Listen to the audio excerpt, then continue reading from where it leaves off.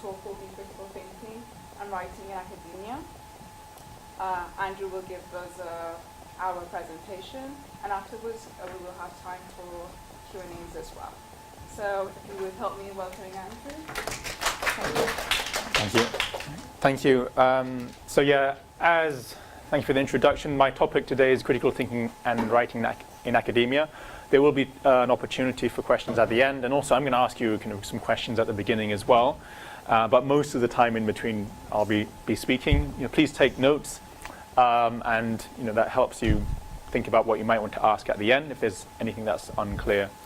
So this topic is based on my PhD, and the title of my PhD research, which I'm almost finished, I'm about to submit in the next month or so, is the conceptualization of critical thinking in academic writing at a master's level. And so I think most of you are masters or above here, so hopefully it will be of use to you. And I studied that in a Russell Group UK University. I studied it studying in a business school and the School of Education in that university. And there are three main elements to that research. One was a questionnaire, which asked about 235 master's students about good academic writing. So I didn't talk about critical thinking in that. It was good academic writing. And then I interviewed, in total, 21 students, including focus groups and interviews, and 14 master's tutors, mainly lecturers, actually, who were lecturers of master's students in these two schools. The thing I want to ask you, is this question here, similar to what I asked in the questionnaire. What is good academic writing? So I want you to think about what makes good academic writing, and I'll take a few notes, and we'll see how that fits into my research. So if you can think about what features of your writing make it good or of high quality at a master's level. And most of you have hopefully written a little bit already, done a few assignments or essays. So can anyone tell me what they think makes a good piece of academic writing? You can put your hands up or shout out. What features make a good piece of academic writing? Yeah? Okay, yeah, so well researched, clear structure. Okay, good, that seems reasonable. Anything else? Includes references. Okay, so that's kind of connected to the research. Well, I'm not sure what you mean by research. You mean primary research or literature research? Okay, so literature, and what was your word? Yeah, so literature, you're referring to literature, you're obviously through referencing or citation. Okay, anything else? Okay, well that's quite interesting, because that is actually one of the themes, the main themes that I'm going to talk about. And most of, I think, probably what I'm going to report about was from the interviews and the focus groups of students. What I will not talk about, however, because the area of critical thinking is a huge area, and what you find with most PhDs is that you have to come, usually after the first year board actually, is you have to focus it. And I remember in my first year board, I presented this great big scheme. This is what critical thinking is about. But then they said, well, actually, you need to focus it on, be more specific. So essentially, based on Davies and Barnett's work, they provide this great overview of critical thinking in higher education. And it covers, I think, about 5 different areas. But these 3 areas, the idea of criticality, critical pedagogy, creative criticality, these are not areas I'm going to focus on today. I'm going to focus on the more kind of traditional critical thinking, focusing on what I call the cognitive dimensions, and also to a certain extent the propensity dimensions of critical thinking. Okay, so these are not, you might get a little bit of critical pedagogy in your masters. I remember reading a fair amount of that, but that's actually a completely different school of thought to the critical thinking movement that I'm going to look at today, which is what's influenced my research and how I conceptualize critical thinking. So there are a number of caveats that I want to go through. So obviously within academia, there are different traditions of thought, and they may have slightly different conceptualizations of critical thinking. So I've highlighted a few here. I think this is based on a really well-known, I think, research by Jürgen Habermas. The idea of these different kind of, I'm not sure what they were called actually originally. Let's call them traditions. So the kind of instrumental tradition, usually associated with the kind of harder sciences, where they're trying to understand the world in order to manipulate it and use it for our benefit, the knowledge. The kind of radical tradition, often associated with the social sciences, which is trying to explain the social world in order to change it. And then the kind of more hermeneutic tradition, often associated with the arts. And this is really focusing on trying to understand it, understand the world, just because it's a good thing in itself. So these are different traditions within academia. And within those traditions, you could argue that they have slightly different orientations towards what critical thinking means. Okay, so this is one caveat. It depends on not just on these traditions, but also it depends on the discipline within those traditions. And even within disciplines, they have these different traditions. Okay, so within the social sciences, you might have a more instrumentalist kind of approach. You might have a more radical approach, and you might have a more hermeneutic approach. Okay, and within the subjects, you might have different approaches. Okay, so and within those approaches, they have slightly different understandings of what it means to be critical. Then we're going down to the writing. Obviously, you have different genre of writing. I think the two main types I looked at were the essay writing and then master's dissertations, although most of my work was probably on quite general essay writing or assignments. But within the types of assignments that you get, the written tasks, they have different types of function as well. So for example, in the business school, you might be expected to do a business report.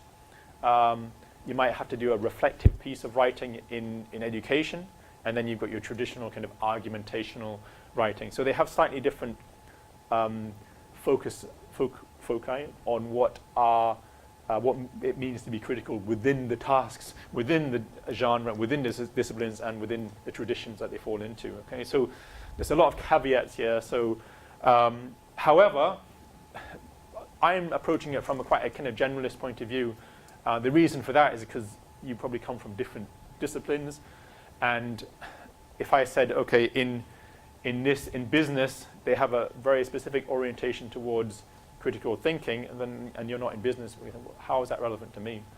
So I'm going to try and approach it from quite a generalist point of view, and try and focus on the kind of generic cognitive skills, and hopefully the ones that are transferable possibly across subjects or disciplines, but also transferable to post-graduation, after you've graduated, to life as well.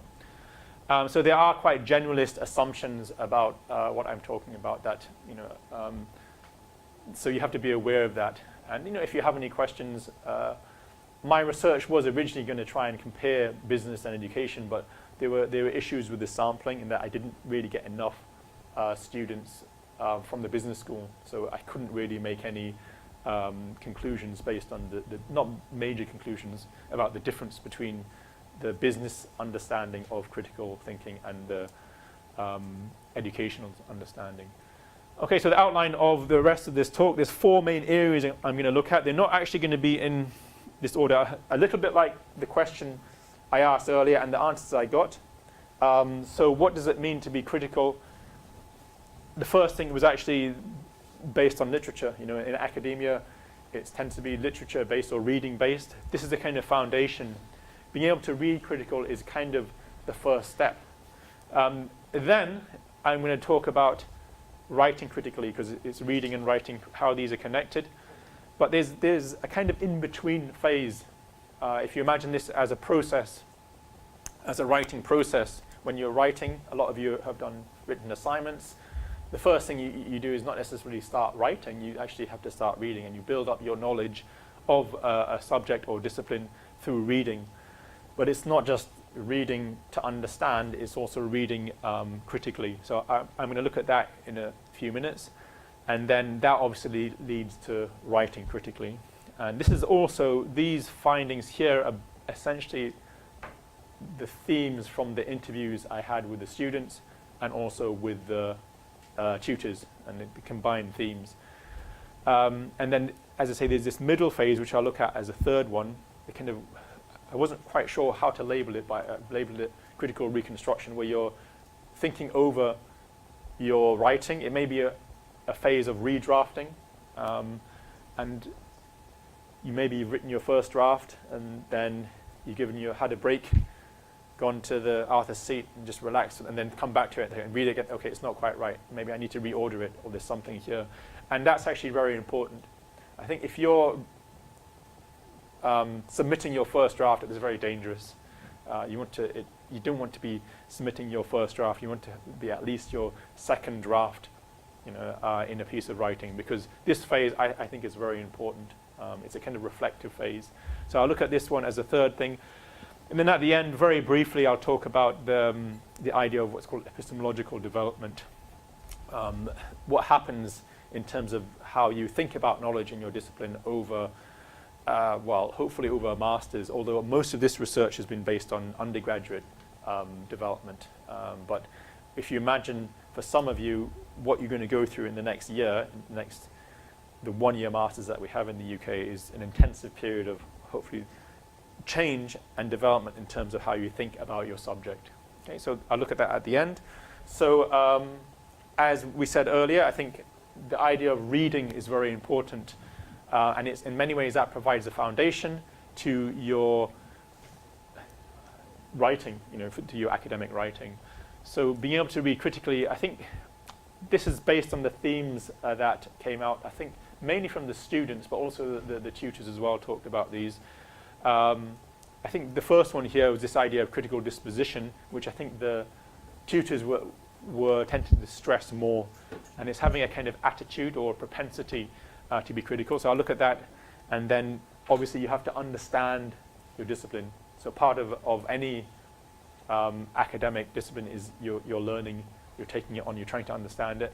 But as well as understanding it, there's also another kind of cognitive skill called analysis, and then the word that's often associated most with being critical is evaluation. But also when you're reading, I think there's also another phase where you can use the writing to help you learn not just by what is written there, but how it is written. Okay? And I think students mentioned that when they read a good piece of art, a good article, they thought, oh, that I like the way that's written. They analyze how it's written, and they can actually use that kind of template for themselves. You don't have to use everyone's, but there might be one particular way in which a writer writes that is actually very critical or really well constructed that you can use. You can use that to help you write better. Okay, so let's look at the disposition. So what is a critical disposition? If you remember the earlier slide I had when I talked about with the concentric rings, you had the cognitive skills and the propensity. Well, this is actually relating to what's called propensity. This is a kind of attitude towards what you're studying. Okay, so, and this is it's a big area, but I'm just treating it as one part of reading. So before you read, should you believe what you're going to read? Okay, and the answer to that is really probably not necessarily. I mean, obviously, what you're going to read is hopefully going to be in peer-read journals, for example, or books that have been edited. So, but you still should have a kind of critical attitude, a skeptical disposition towards what you're reading. Okay, maybe you might believe 90 or 80% of it, but there may be some sections that you can put a little question mark and think, I'm not sure about that. Maybe it's outdated. Maybe it's not the same in America or in Britain as it is in China, so that might not be relevant. Okay, so you want to come to your reading with a questioning attitude, not believing everything you read. Question the claims, question the data, question the motives. If it's a piece of research, they often say who is sponsoring that research, and what kind of organizations, what agendas do they have. So it's having that kind of questioning attitude even before you read. And as you actually read as well. The second one is, obviously, we mentioned it before, you need to be able to understand, and sometimes that is the big hurdle. It's just really difficult. The level you're reading at is higher level, master's or PhD level, and sometimes it takes time to actually understand. You may need to read it once, more than once, twice, 3 or even 4 times to really understand what are they actually talking about. And understanding comes in different forms. You've got understanding the conceptual research or theoretical research, empirical research, usually involving primary data, primary research. You've got policy, and then you've got practice-based research. So these are 4 different ways of looking at research based on Wallace and Ray's kind of typology. And also how they fit together. Okay? So you need to understand your discipline, and that can take time, especially for students who come from a different discipline, maybe in the undergraduate. And sometimes you have, certainly the students that I interviewed, some of them came from different disciplines. That first semester is about trying to understand that discipline. And so if we say that as number 2, if you imagine a pyramid, this is like one of the foundations of critical thinking is knowledge. And there's a big debate over what comes first, knowledge or the critical thinking skills, the knowledge base. And probably the knowledge base is really important. Okay, this next one is, once you have understood what you're reading, there's a couple of really important kind of cognitive skills that I think most people agree that are really important. The first is analysis. So I've used Anderson et al.'s definition of this plus something else, another feature here. And Anderson et al.'s work is based on Bloom's taxonomy, which is a very well-known taxonomy of cognitive skills. But they updated it because Bloom's taxonomy is from the 1950s and 60s. So they provide, I think, very clear definitions of different features. So within analysis, they talk about 3 different features, and I think these are very relevant for critical thinking. The first is distinguishing between what is and is not important. Okay? So that is a mistake people often do. They try to read everything and understand everything, but they are unable to filter what's actually really important. What's important in terms of what do I have to know, and also what I have to know in order to help me answer that question. Okay, so it's really important to be able to differentiate the difference between what is really important in a piece of research and what isn't, or is less important. Secondly, identifying how things fit together. So if we look at the previous slide, often research kind of follows a pattern, an order. So it might start with a theoretical concepts and then empirical research methods and then findings. Okay? Or if it's more policy-based, that may be the thing that may come first. So this actually provides a kind of frame to help you, analyze the structure of how most research articles are structured, or books as well. So books may be focusing more on the theoretical, whereas research articles tend to focus more on the empirical, unless it's a literature review. Okay, so you have to know how things fit together. Being able to understand what is the purpose as well of an article. Attributing is being able to determine bias. Okay, it's to be able to read between the lines, and we mentioned that a little bit earlier in the dispositions. When you're questioning why are they doing this research? Are they being sponsored by a trust, by a company? What is their position within this research, and what is their agenda, essentially? Okay, so being aware of bias, and that actually, I know research is not meant to be biased, but it essentially it is. There's also some kind of bias in there, and it's being aware of that.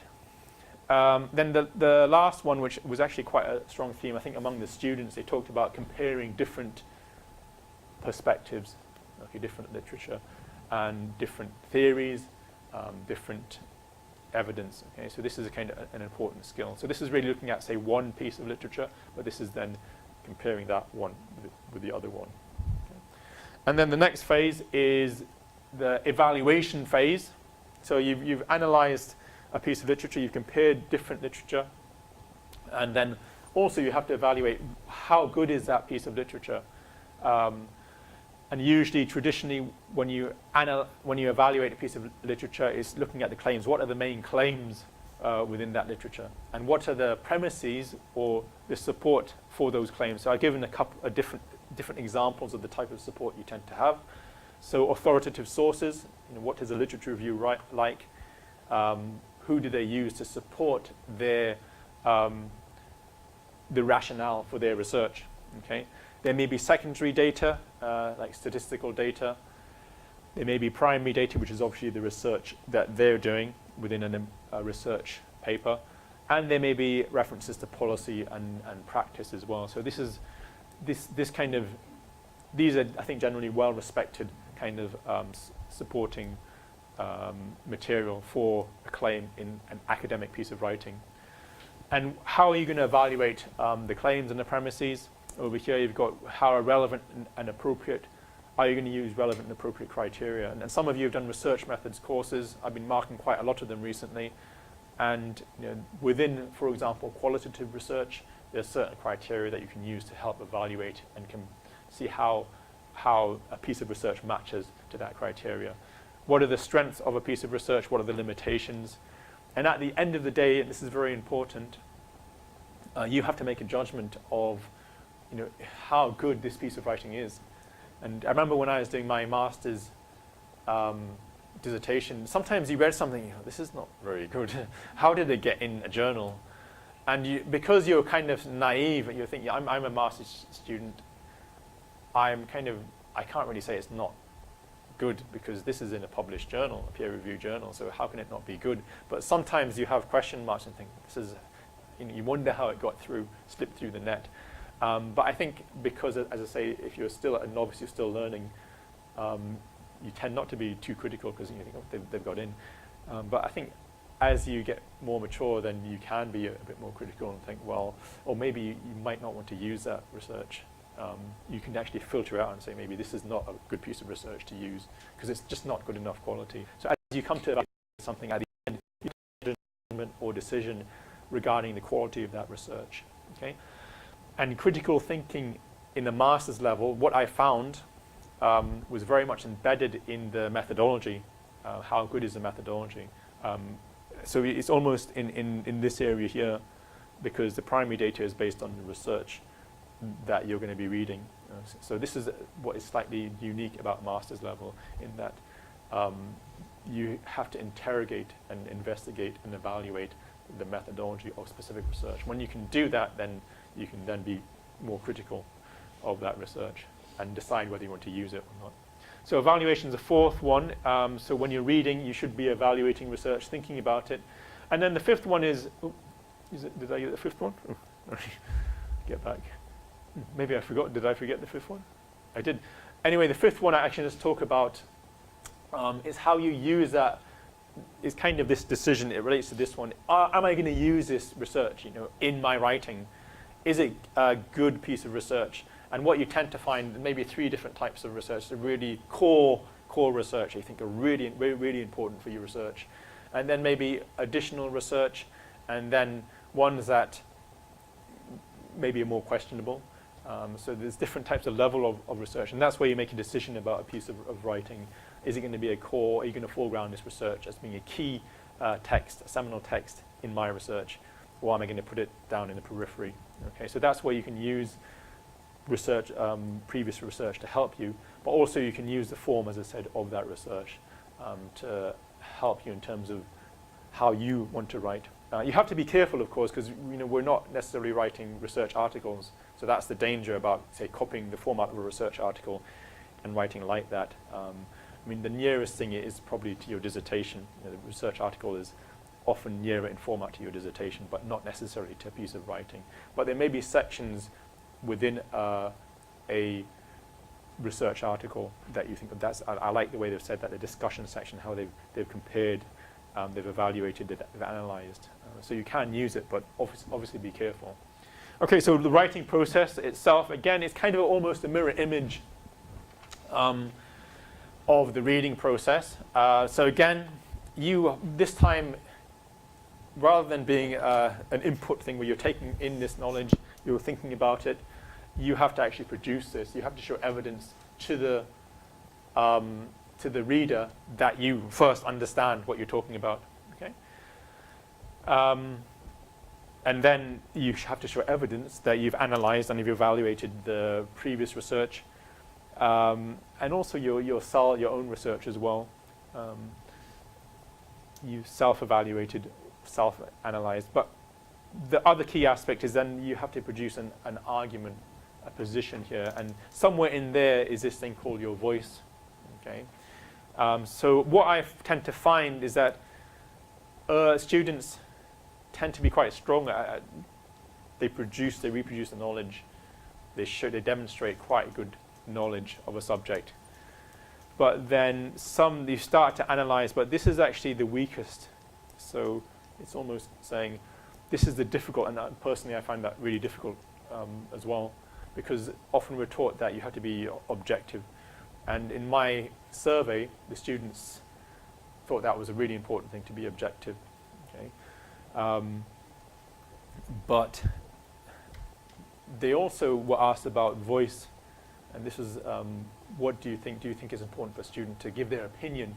So this voice, and I'll look at that in more detail a bit later. So understanding, again, some basic techniques in writing that evidences understanding. You're summarizing somebody's research, you're paraphrasing, or there may be some direct quotes. And this tends to be little bit stronger. You should show more evidence of your summarizing and citing research, and use this sparingly, direct quotations, only if you think it's somebody has said something in a way that is really effective, that supports your argument.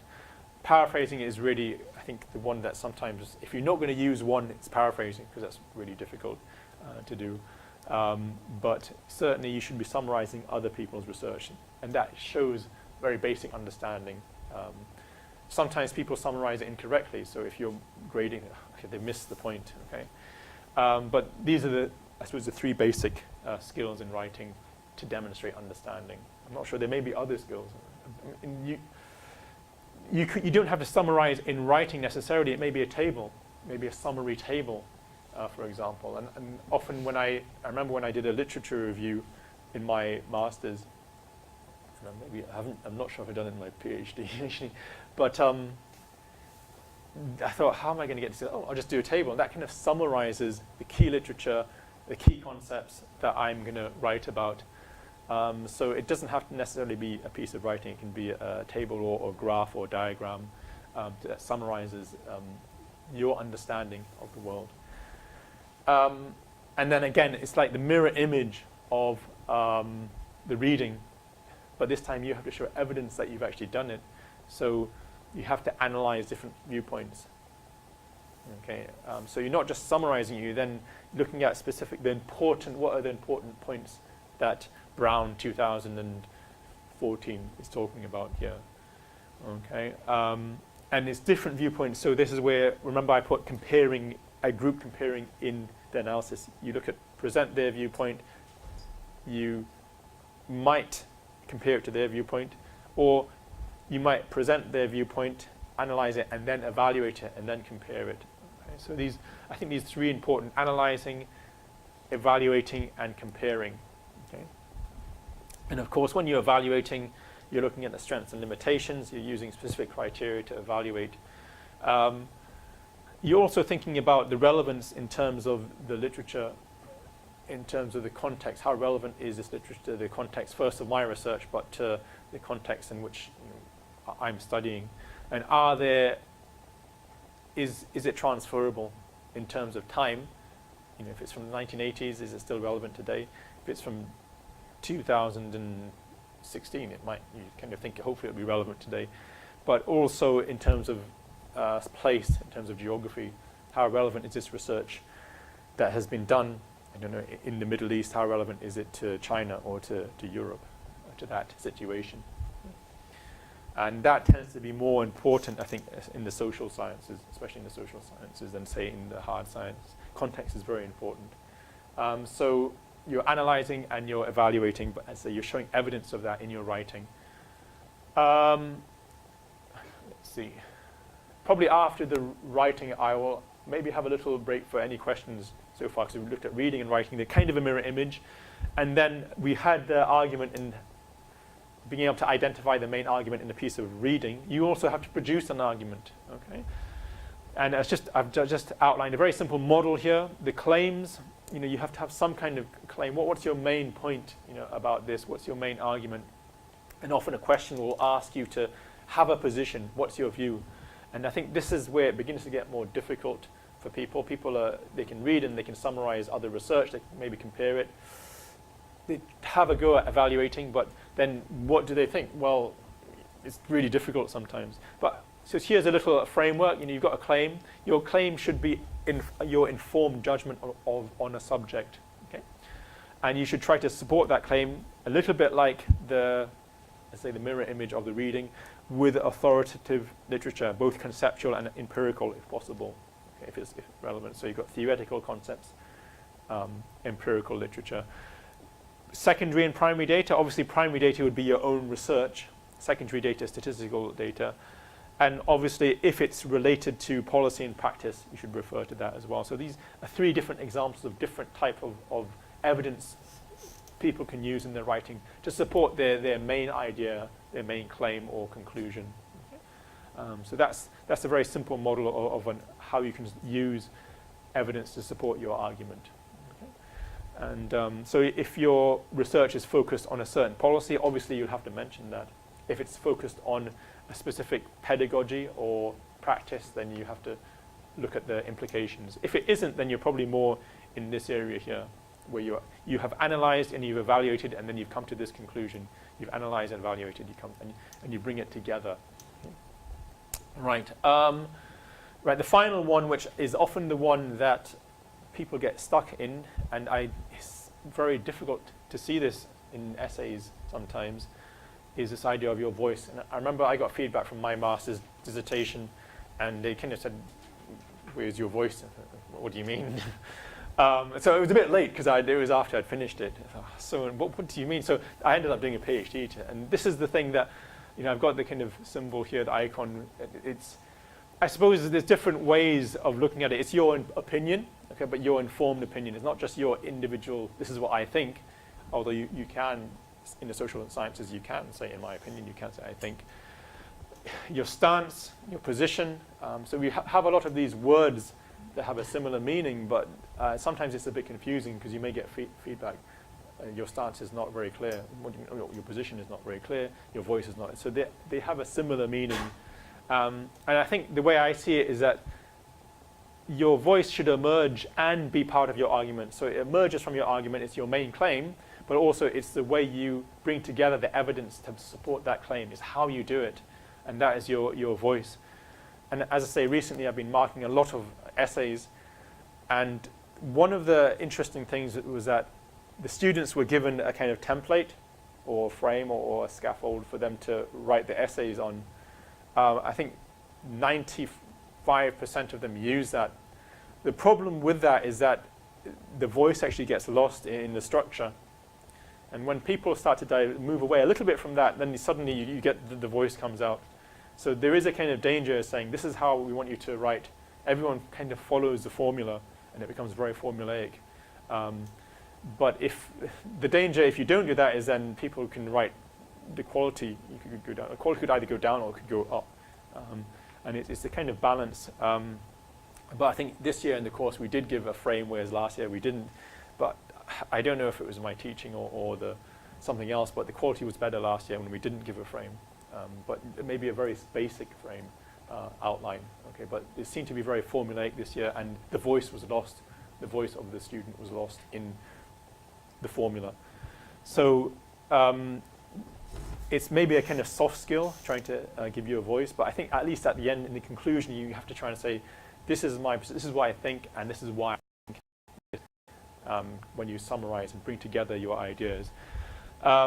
So somehow your voice should be apparent in the claims and why you think this is better than this, or why you think this is more appropriate.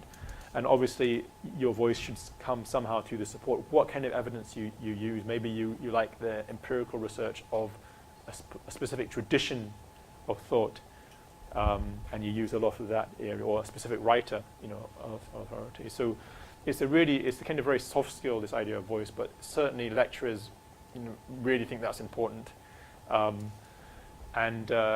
students are a little bit more vague about it. They always had question marks. What do you mean? Oh, yeah, I'm not sure about that. But at least students who were more comfortable with it. They always just said, well, we're allowed to give our opinion, but we know it has to be informed, it has to be supported by the evidence. And I think the students that I interviewed were quite, I'm going to say quite bright. They were quite high level. They're probably, A's or B level, and I could tell by the response that a lot of them were giving. They were quite high level students.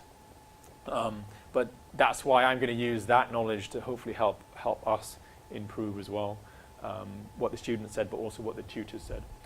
Okay, right, before I look at the third phase, have you got any questions on the writing, the reading and reading to writing, what you need to do? Any questions on that?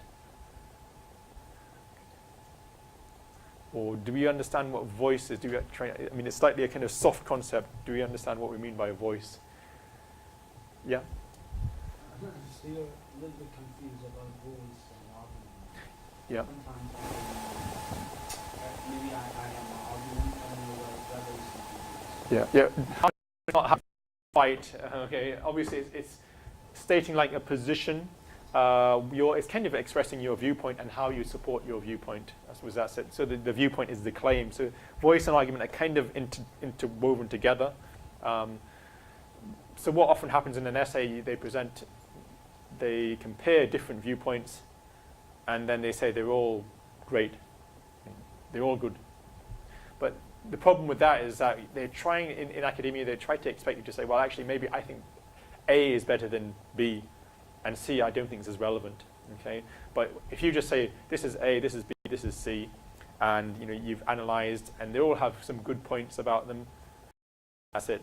So you've done their analysis, you've done their evaluation, but you haven't really come to express what you think is the most appropriate position. Maybe it's a combination, and that's what I'll look at in the next stage.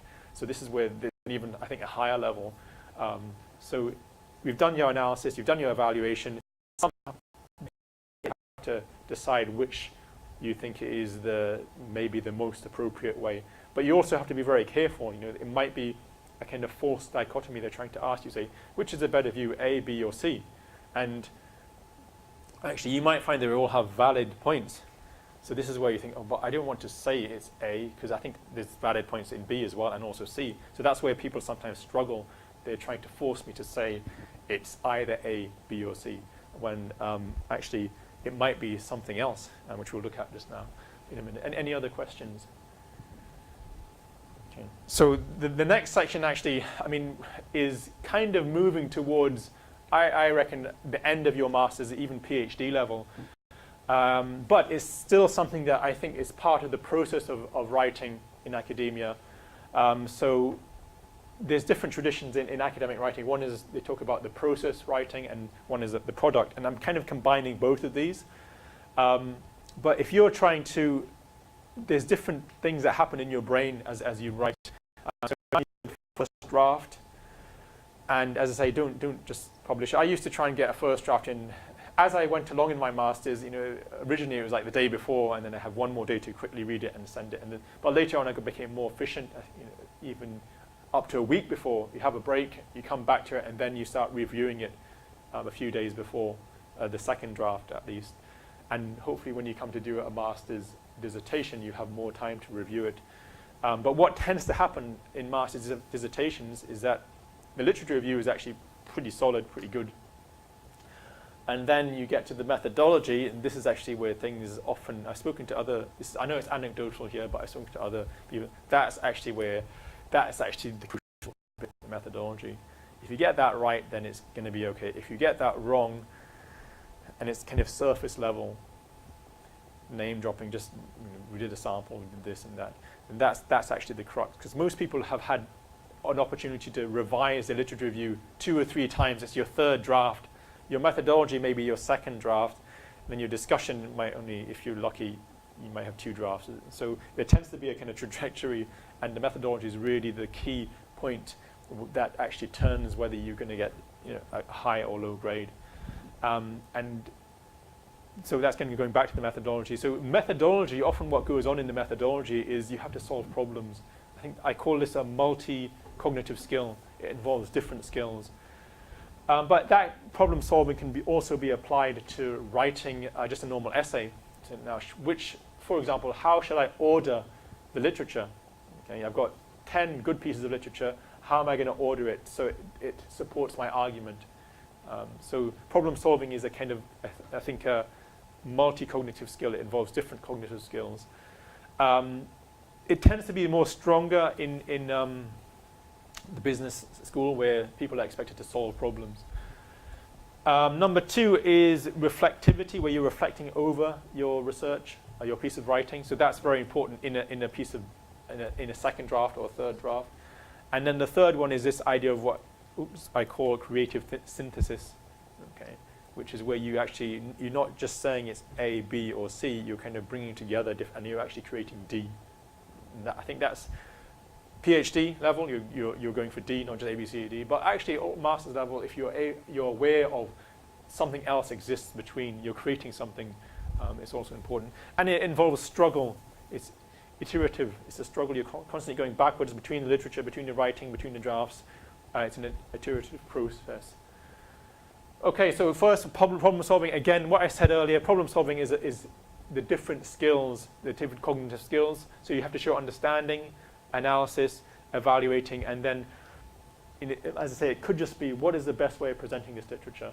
What's the best order? How does it, should I do it theoretical, empirical, practical? How should I do the things I present the really strong literature, or should I present the really weak literature and then the strong literature in each, and then bring them together at the end? So you're constantly moving literature around. You're moving how you're going to structure it, and that's sometimes a problem. And you have to answer your question. So it's a multi-cognitive skill. You're using different. You're reflecting on your understanding. You're analyzing, and then you're evaluating, and you're bringing them together. This is what you're bringing together in a piece of writing. So the other kind of skill is a kind of known as a metacognitive skill, either reflection, thinking about your thinking. Involves, so imagine a piece of writing, you're drafting, you've got your first draft, you've got 2,000 words, that's great, but maybe I have a break, have a walk up after the seat, take some fresh air, come back the next day, right, read, it doesn't make sense. You have your second draft, you've had time to think over it.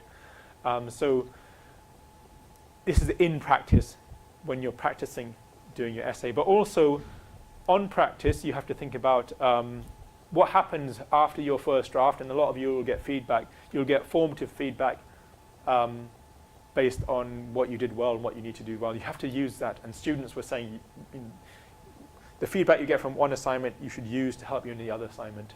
But obviously you have to understand that feedback, and that's very important. You reflect on, the first thing you will probably look at is the grade, and you think, oh, I'm really annoyed. Hopefully not too many, but try to be positive and look at the feedback. Don't just look at the grade. Okay, look at the feedback. Think, okay, right. How can I improve next time? Maybe I focus too much on just describing all the knowledge I have and not really analyzing or evaluating. There wasn't any voice in there. Okay, so use that feedback to help you improve later on. So again, that reflectivity, reflecting on feedback, reflecting on your own writing, and maybe even doing peer reading. I paired up with somebody else. She read my essay, I read her essay. I think they were different subjects, so that's why you have to also be careful that you're not doing the same essay title. And she might ask you questions. What do you mean by this? Maybe it wasn't clear. Reflecting on your work, but maybe also reflecting on other people's work that can help you improve. Maybe you like the way that somebody wrote something. Okay, so reflecting is part of that process of academic writing. And then the big one, which I think is, you could argue is more PhD level, maybe it's master's dissertation level. So as I said, they've given you a choice A, B, or C, but you actually think there's something else in here. Maybe it's a combination of A, B, or C, or maybe a combination of C and A. So I think it might be D. And this is often the higher level. If you can present, I suppose, your own thesis, your own view, your own voice in a new way. Okay, so creative synthesis is based on Anderson. Anderson has this kind of pyramid of different cognitive skills, and at the top of the pyramid was create. Okay, and in Bloom's taxonomy, at the top of the pyramid was, I think think it was actually evaluate, but before evaluate was synthesis. But Anderson don't use the word synthesis, so I thought, well, I think that's still very important in academia. So I kind of created this idea of creative synthesis, where you're essentially bringing the different ideas that you've been reading about, and then in some novel or innovative way, you've decided on something. And this is especially the case in the business school, where the innovation is very important.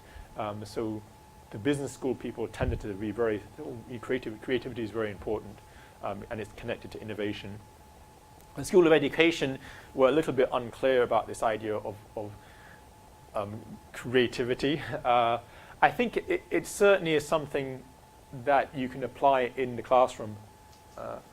And the classic example is now in English language education is you have these different methodologies. But now we're living in a post-method world, so what do? Do you pick and choose different methodologies, or do you try to adapt to the classroom and create the best you can from the different viewpoints? So I think that's probably the answer. You try to create the best from what you've got, from what you've learned. So create is really about producing something, I suppose, novel or innovative. And from that, your voice can also come through that. And again, it tends to be more what's happening in PhDs, where we're expected to create something, add to knowledge. But I think it's still possible in a master's, especially a good master's dissertation, bringing together different ideas and creating something. It may be in order to solve a problem, for example. So creative synthesis is often connected with problem solving as well, especially in the business school. All right, okay, so that's this kind of in-between phase between the reading, writing, and then in between there's this thing going on in your mind. The kind of, how do I reorder what I want to argue? How do I look at the data and kind of put it together in a new way? How do I answer that question in a kind of creative way? Okay, so that's that kind of in-between, part of that in-between phase, that kind of reconstruction phase where you're reconstructing your writing, you're reconstructing your thinking. That often takes time. So it's often something that doesn't really happen until the end, until you reach your master's dissertation phase, where you've had a bit more time to think, or your third year, fourth year of your PhD, depending on the kind of PhD. Okay, so it's a kind of creative synthesis stage. Right, the final thing is there's a whole school of thought on this idea of epistemological development. And this is how students look at knowledge in their discipline. And I say most of this research was based on undergraduate research on a shift in how people understand knowledge in their discipline. So it's more of something that may occur over 1 year rather than over a semester. And historically, most of the research is talking about when students come in as undergraduates, the way they see the world, the way they understand knowledge, and ultimately knowledge in their discipline, is often quite simple. So the research talks about this kind of development from an absolute knowing, where knowledge is either black or white, it's either true or false. And that's, so they want answers from the teacher, or the tutor or the lecturer. Is it right?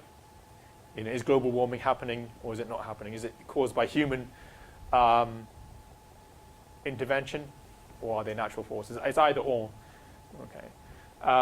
But gradually what happens is that the lecturer says, well, I'm not going to tell you the answer. I'm not going to tell you that. You have to find out for yourself. Okay. But I want you to tell me the answer. Okay? No, you have to find out by yourself. Okay. So you have to go and research. And what happens, obviously you're encouraged to look at authoritative research on the subject. You research it, and then you become to think, okay, this person thinks that's the case.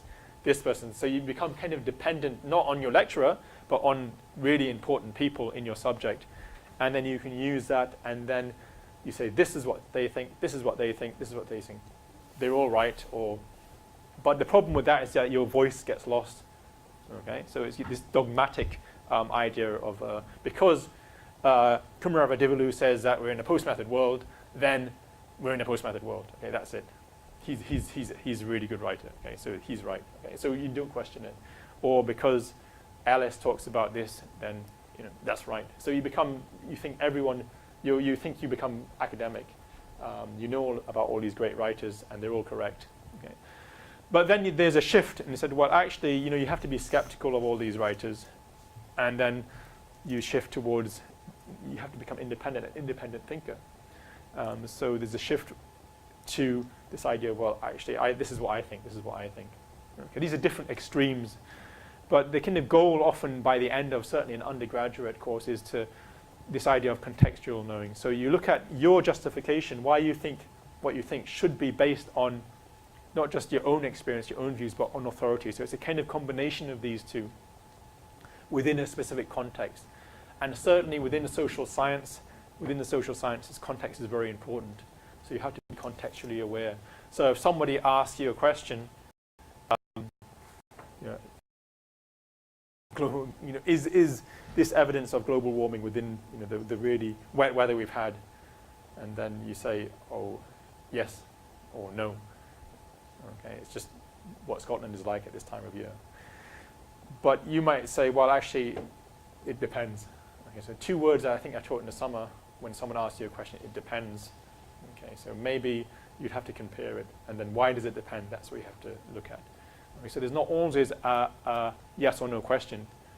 Maybe the warming of the oceans in Australia is definitely is evidence, but maybe this is just a local event that's not related to a wider event. So it's context. Right. So hopefully by the end of your masters, and some of you will be moving, contextual knowing is very important if you're not already there, and hopefully you're not over here. But maybe you will be looking at your subject more in this sense. Certainly, as I say, with the social sciences, but actually also with science, even the hard sciences as well. I think recently they're trying to change. They're arguing about the weight of the kilogram, because in Paris there is this.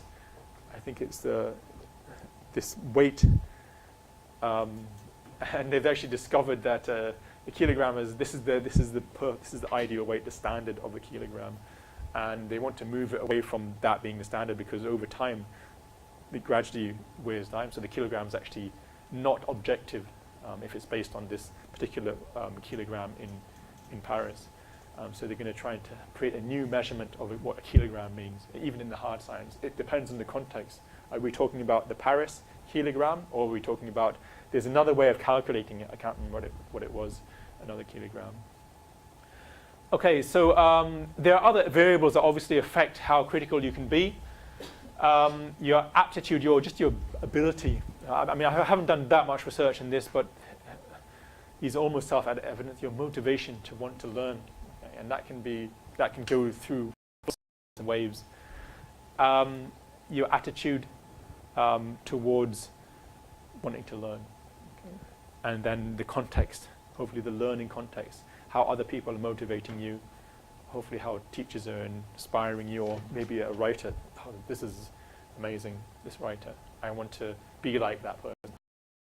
So there's other variables that can affect how well you write or how well you think critically on that. I think that is the end of the presentation, so thank you very much for listening. Thank you. Yeah. And any questions? Yes? So could you share that what's the key going from the transitional knowledge to mainstream kind of knowledge? Okay, going Your own experience. the epistemology, this one. Yeah. Sometimes we get stuck in this stage. Yeah, because this is kind of where you say voice is starts to come into it. I mean, you could say time, because remember this is like a 4-year undergraduate, and often it's maybe about the third. I mean, you could almost say it's the third year or the second year if it's a 4-year, and you move towards this in the final years. The key is, I think you could argue that is building up your knowledge of a subject, and then maybe finding out about somebody's view and thinking, actually, no, I don't think that's completely right. Some authority in the subject, and thinking, well, he's only got half the picture there, and this person's got that picture. So you have to come to understand what is develop your own view, based on maybe this person is. So I actually studied geography as an undergraduate, and some really key writers. I got their books, and David Harvey, I think is his name, but he was a kind of interesting. He wrote a really good book called The Condition of Postmodernity, I think, in the 1980s. It was really well written, and he kind of starts to mock some of the other postmodern traditions, which are to do with like feminist traditions. He said, well, they can all be explained as part of this bigger capitalist system. They're just a tool. So I thought, well, maybe not. Maybe they have a different viewpoint, or maybe he's right. And you think about the big writers and really try to learn about those big writers, and say, well, actually, or maybe he's right in that context, a certain context, but maybe in another context, he's overgeneralizing. It's too simple. Okay, so that's where context comes into it. I think it is a kind of. I think it's actually questioning the authoritative people. I mean, there may be some that actually you completely agree with, but then over time you find somebody else that writes something and think, oh, actually they're right, and they're critiquing somebody else. So it's trying to come to your own position, but as I say, the danger is that you become too. And this is how the world is. You still have to question continuously question your own position by looking at the evidence, and you may not actually reach a specific position, but as long as you can say, well, actually, I think within this context, this is probably the best explanation, but within that context, I don't know. So I think there is a kind of movement. It starts by questioning even the authorities.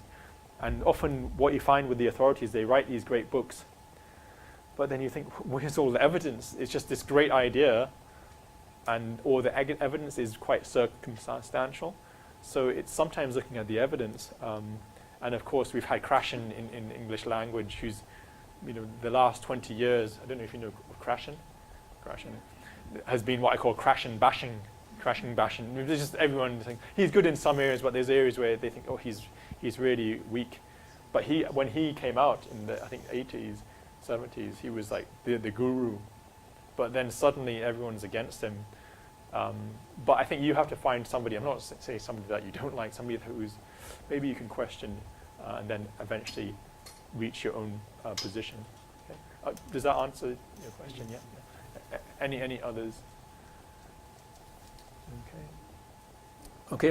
Okay. Well, thank you very much. Thank you. Okay.